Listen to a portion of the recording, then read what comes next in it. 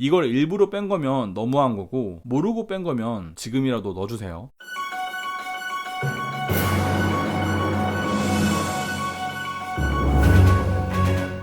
안녕하세요. 가격표 번역기 차파고입니다. 오늘 제가 번역해드릴 자동차는 현대의 스타리아 2.2 디젤입니다. 1부에서는 등급별 장단점에 대해 설명드리겠습니다. 그럼 시작하겠습니다. 시작하기 전에 앞서 11인승 운행해본 사람으로서 패밀리카용으로의 11인승은 절대 비추합니다. 시속 110km 제한은 생각보다 사람을 힘들게 하는데요. 우리나라 도로 속도 제한이 110km인데 그 이상 달릴 일이 있냐고요? 네, 많습니다. 자, 예를 들어보겠습니다. 스타리아로 신나게 시속 110km로 주행하고 있는데 내 앞에 시속 100km로 주행하는 차가 있다고 칩시다. 이 차를 추월하는데 얼마나 걸릴까요? 일단 추월을 위해 한 10m 이전부터 차선을 변경해 봅니다. 3초 정도 지나니 이제 겨우 따라잡았네요. 이제 이 차를 지나가는데 얼마나 걸리나 봅시다.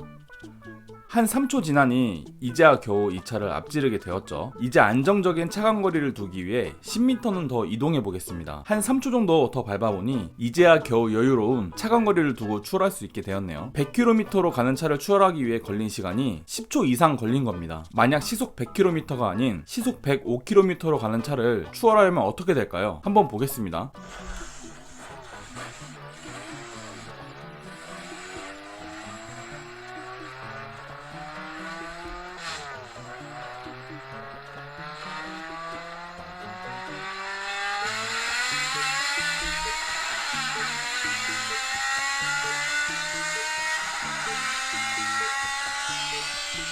그래서 내 앞에 시속 105km로 가는 차가 있으면 그냥 이건 추월하는 것보다 따라가는 게 나을 정도입니다. 그러니 제발 11인승 스타리아는 어지간하면 사지 마세요. 진짜 너무 답답하거든요.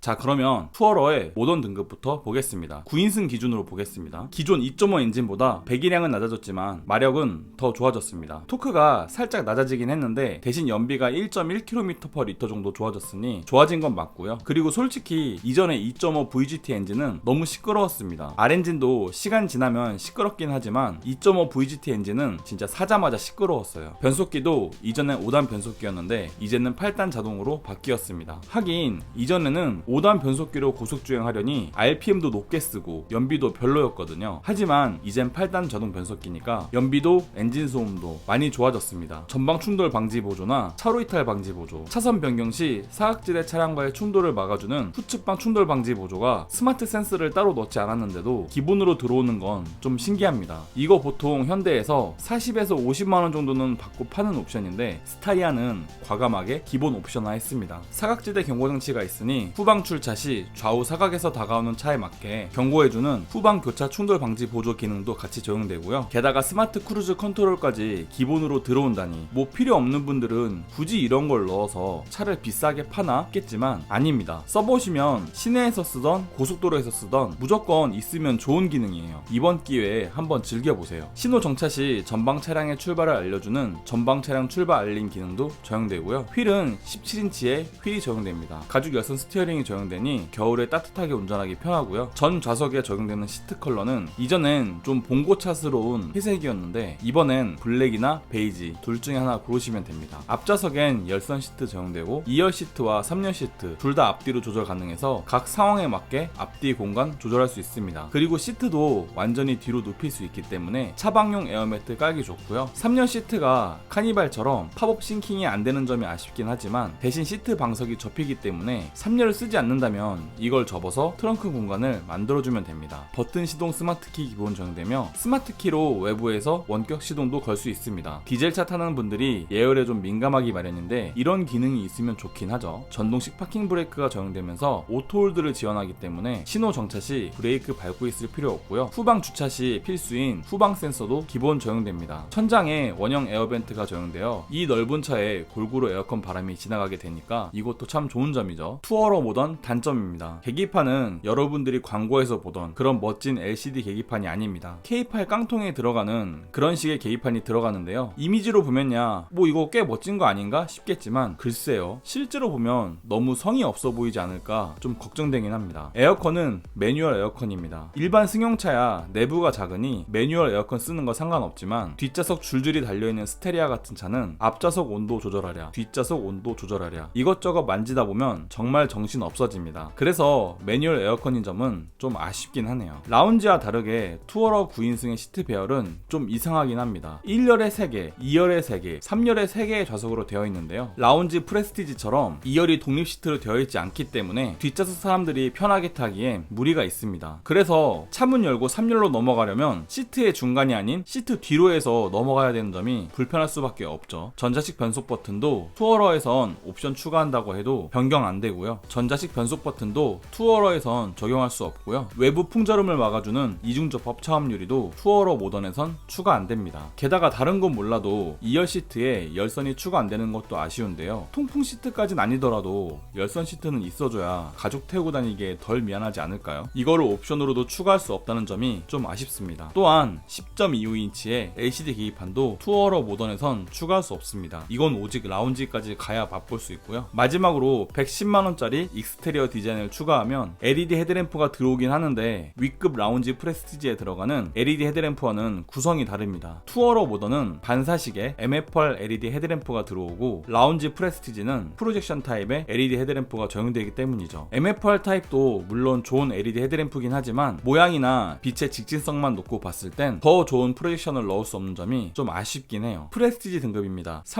3,661만원이고요. 장점 먼저 설명드리겠습니다. 일반 기어봉이 전자식 변속 버튼으로 바뀝니다. 더 불편한 거 아니야? 싶겠지만 딱히 그렇게 불편하지 않습니다. 적응되면 편하고요. 보기에도 이게 더 이쁘니까 저는 이게 더 좋더라고요. 센터에는 블루링크를 지원하는 10.25인치의 내비게이션이 적용됩니다. 스마트폰으로 미리 시동도 걸 수 있고 검색한 목적지를 차에 보낼 수 있다는 점도 매우 편한 기능입니다. 내비게이션이 들어오니 후방 카메라는 당연히 적용되고요. 그와 함께 고속도로에서 스마트 크루즈 컨트롤 사용 시 과속 단속 카메라에 맞춰 속도 조절하는 스마트 크루즈도 같이 들어와 줍니다. 휠 크기는 한 치수 더 커져서 18인치가 되고요. MFR 타입에 비해 더 밝고 영롱한 프로젝션 타입의 LED 헤드램프 들어옵니다. 이번 스타리아의 장점 중에 하나인 LED 주간 주행 등과 LED 리어 램프 등 여러가지 램프가 다 LED로 바뀌고요. 실외의 소음을 막아주는 이중접합 차음 유리는 앞유리와 1열 도어에 적용됩니다. 라운지는 조금 더 고급의 스타리아를 표방하는 등급인 만큼 스웨이드 내장재와 앰비언트 우드램프, 메탈 페달과 반펀칭 가죽 스티어링이 들어갑니다. 투어러에선 이런 것들 옵션으로도 넣을 수 없는 부분이죠. 운전석은 전동 시트이며 전동식 허리 지지대도 같이 적용되어 장거리 주행 시 허리 쑤심을 많이 줄여줍니다. 사하라 사막보다 덥고 태국보다 습한 대한민국 여름 날씨에 필수인 통풍 시트는 운전석 조수석 둘 다 적용되고 2열 시트는 투어러의 3인승 벤치 시트가 아닌 독립적으로 나누어진 2인승 독립 시트입니다. 거기다 거꾸로 돌릴 수도 있으니까 뒷좌석에 4명 타서 가면 아주 난리가 나겠죠. 3열 시트도 투어러와는 다르게 2인승 독립 시트로 적용되며 4열 시트는 폴딩도 되고 시트 방석도 들어올릴 수 있기 때문에 상황에 맞게 밀고 당기고 눕히고 뭐 편한 대로 쓰시면 됩니다. 스티어링엔 진동 경고 기능이 들어가서 차선을 넘어가려고 하면 운전자에게 진동으로 경고해주고요. 풀 오토 에어컨이 들어오기 때문에 앞좌석 뒷좌석 온도만 정해놓으면 차가 알아서 온도 풍량 조절합니다. 스마트폰만 보고 여행하는 요즘 시대에 맞게 USB 충전 포트 전 좌석에 넉넉하게 들어오며 스타렉스가 MPV라 전방 주차 센서 없어도 될 것 같지만 막상 몰아보면 그래도 전방 주차 센서 있긴 해야 합니다. 차가 워낙 폭이 넓어서 좁은 골목 통과할 때 꼭 있어야 돼요. 프레스티지 단점입니다. 뭐 이 정도만 되면 충분할 것 같지만 추가 옵션을 보면 또 생각이 바뀝니다. 근데 추가 옵션을 넣기 위한 벽이 너무 높아요. 일단 내비는 10.25인치로 적당히 봐줄만 한 것 같긴 한데 노래를 듣기 위한 스피커는 4개뿐입니다. 이 큰 차에 스피커가 4개뿐이라니. 그래서 결국 12스피커에 보스 오디오를 추가해야 될 것 같은데 문제는 지금부터 꽤 복잡해지기 시작하는데 한번 잘 따라와 보세요. 자, 일단 10.25인치 LCD 계기판, 이거 넣으려면 220만원짜리 테크1을 넣긴 해야 됩니다. 테크1에 서라운드 뷰 모니터와 후측방 모니터, 보스 오디오까지 있으니까 뭐 220만원이라는 가격 뭐 괜찮은 거 아닌가 싶지만 문제는 이 테크1을 넣으려면 무조건 50만원짜리 컴포트2를 넣어야 됩니다. 이거를 이렇게 인지를 잡는다고? 그러면 컴포트2에는 뭐가 있나 봤더니 별거 없습니다. 2열 창문 열리는 거랑 2열 사면 수동성 커튼 이거밖에 없어요. 아니 이걸 도대체 왜 강제 구매하게 만들어 놓은 거죠? 커튼이 없으면 서라운드 뷰가 안 되나요? 창문이 안 열리면 보스 오디오가 안 되나요? 아니죠. 테크1이랑 컴포트2 아무런 상관이 없죠. 그래서 이것저것 옵션 따져보면 프레스티지를 사느니 그냥 또스퍼레이션 아니 인스퍼레이션을 사는 게 나은 상황이 나와버리는데요. 한번 봅시다. 일단 프레스티지는 3,661만원입니다. 인스퍼레이션은 4,048만원이죠. 프레스티지가 387만원 싸긴 합니다. 여기서